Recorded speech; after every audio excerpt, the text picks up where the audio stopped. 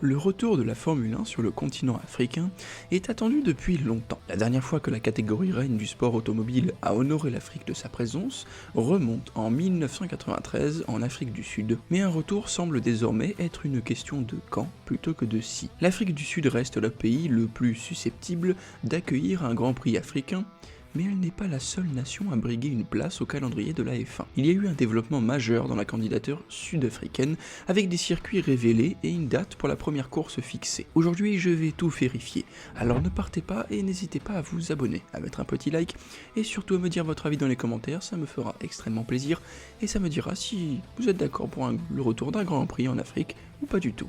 Allez bref, on continue. Un retour dans la Formule 1 sur le continent africain est dans les cartons depuis longtemps. La grille de la F1 est entièrement favorable à un retour en Afrique. Le septuple champion du monde Lewis Hamilton est depuis longtemps un fervent défenseur d'un Grand Prix africain et ce sentiment se répand parmi ses collègues pilotes. J'aimerais courir en Afrique. Nous sommes très excités à l'idée d'être sur cette voie, a déclaré le champion en titre Max Verstappen. Lando Norris de McLaren pense quant à lui que l'Afrique sera l'endroit idéal pour présenter la F1 à de nouveaux publics. Cependant, les pilotes de F1 ne sont pas les décideurs du sport. L'organisation d'une course de F1 en Afrique n'est pas aussi simple qu'un pilote exprimant son souhait de le faire. La FIA a des réglementations strictes qui déterminent si un circuit peut accueillir une course ou non. Si le circuit ne remplit pas les critères d'un circuit de grade 1, le plus haut grade dans le système de classement de la FIA, alors il ne peut pas accueillir la Formule 1.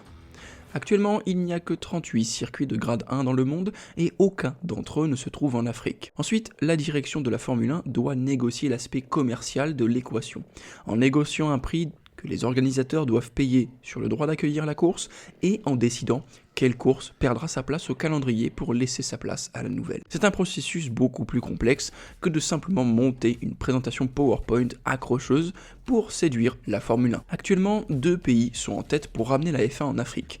L'Afrique du Sud, à la pointe sud du continent, et le Rwanda, situé plus au centre du continent.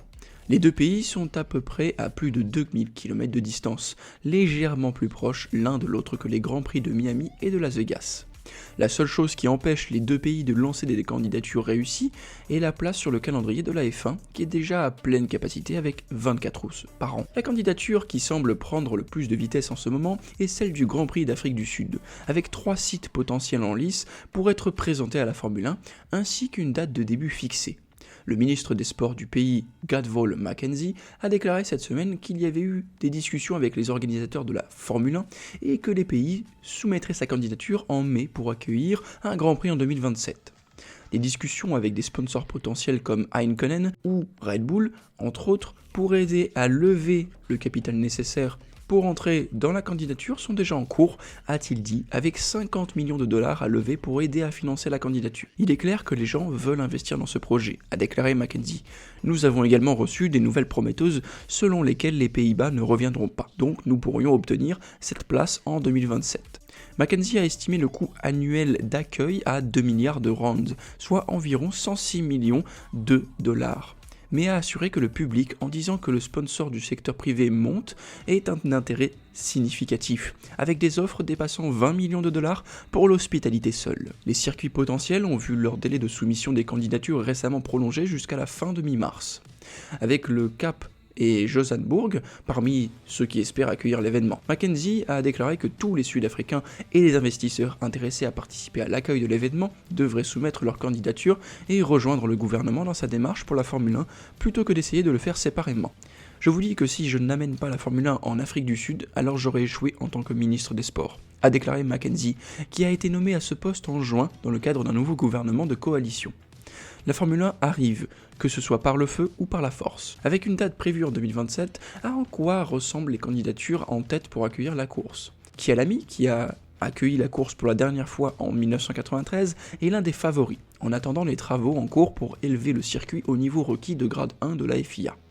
Une autre candidature vient du Grand Prix de Cap, qui prévoit d'accueillir une course sur un circuit urbain de 5,7 km autour du front de mer du Cap et du stade DHL, la même zone qui a accueilli une course de Formule E en 2023.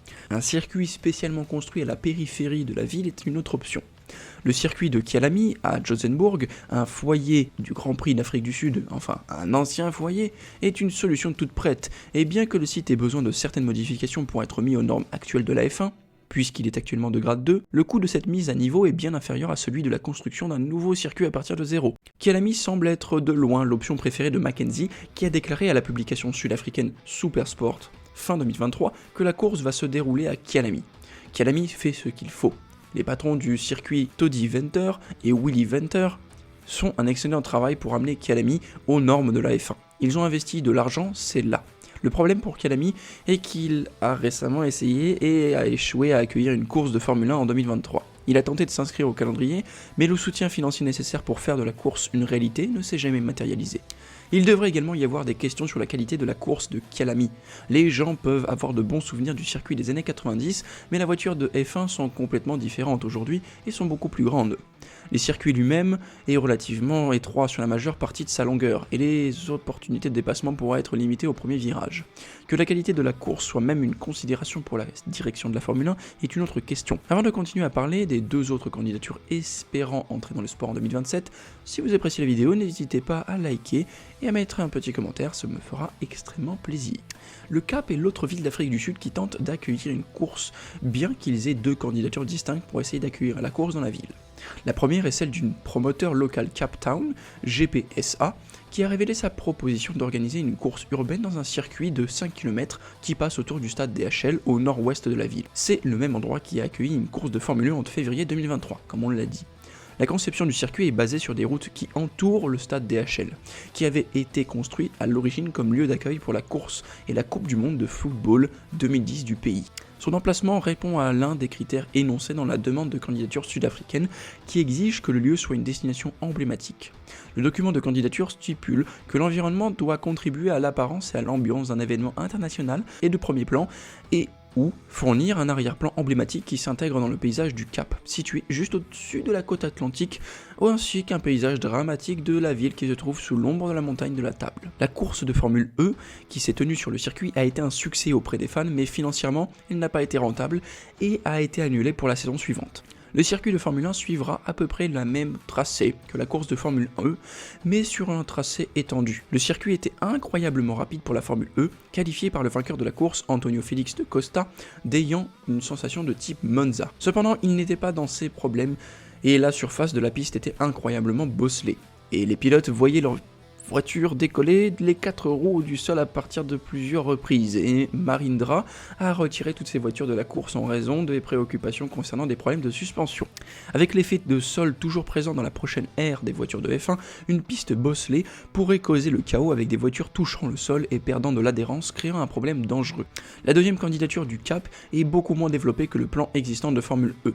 L'idée est d'organiser une course dans le développement de la ville intelligente de Wakanda, qui pour l'instant n'est que le plan d'un développement commercial. La ville intelligente sera construite sur un front de mer privé dans le Cap oriental, le long du corridor Nelson Mandela, qui vise à devenir un centre d'affaires comme Singapour et Dubaï, et comprend des plans pour y construire un circuit de Grand Prix. Cependant, il ne sera pas prêt avant 10 ans. Le plan est d'utiliser des navires de croisière comme hébergement pour les spectateurs.